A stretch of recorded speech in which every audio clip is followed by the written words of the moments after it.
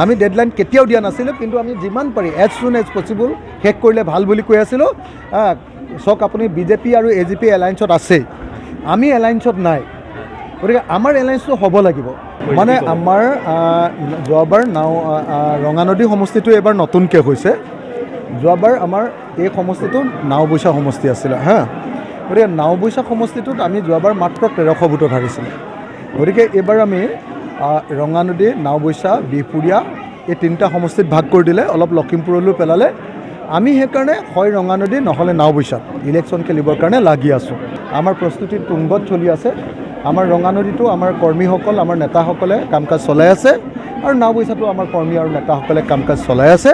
কিন্তু আজিৰ দিনটোত ভাল খবৰ এটাই যে কালিৰ দিনটোৰ পৰা AICCয়ে আমাৰ ভূপেন বৰা ডাঙৰীয়াক, আপোনালোকৰ ৰঙানদী সমষ্টিৰ ভূপেন বৰা ডাঙৰীয়াক গোটেই এলায়েন্সটোৰ তত্ত্বাৱধায়ক ৰূপে, এলায়েন্সটো চোৱা চিতা কৰিবৰ কাৰণে তত্ত্বাৱধায়ক ৰূপে ভূপেন বৰা ডাঙৰীয়াক দায়িত্ব দিছে।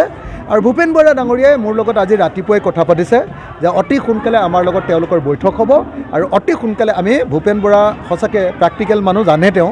আমি ডেডলাইন কেতিয়াও দিয়া নাছিলোঁ, কিন্তু আমি যিমান পাৰি এজ সুন এজ পচিবল শেষ কৰিলে ভাল বুলি কৈ আছিলোঁ। চাওক, আপুনি বিজেপি আৰু এজিপি এলায়েন্সত আছেই, আমি এলায়েন্সত নাই। গতিকে আমাৰ এলায়েন্সটো হ'ব লাগিব। মানে আমাৰ যোৱাবাৰ ৰঙানদী সমষ্টিটো এইবাৰ নতুনকৈ হৈছে।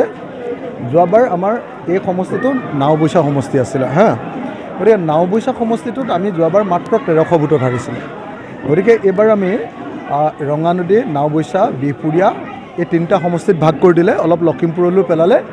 আমি সেইকাৰণে হয় ৰঙানদী নহ'লে নাওবৈচাত ইলেকশ্যন খেলিবৰ কাৰণে লাগি আছোঁ। আমাৰ প্ৰস্তুতি তুংগত চলি আছে। আমাৰ ৰঙানদীটো আমাৰ কৰ্মীসকল, আমাৰ নেতাসকলে কাম কাজ চলাই আছে, আৰু নাওবৈচাটো আমাৰ কৰ্মী আৰু নেতাসকলে কাম কাজ চলাই আছে।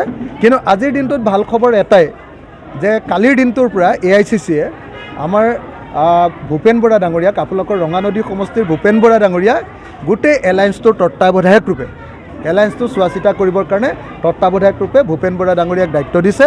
আৰু ভূপেন বৰা ডাঙৰীয়াই মোৰ লগত আজি ৰাতিপুৱাই কথা পাতিছে যে অতি সোনকালে আমাৰ লগত তেওঁলোকৰ বৈঠক হ'ব, আৰু অতি সোনকালে আমি ভূপেন বৰা সঁচাকৈ প্ৰেক্টিকেল মানুহ, জানে তেওঁ।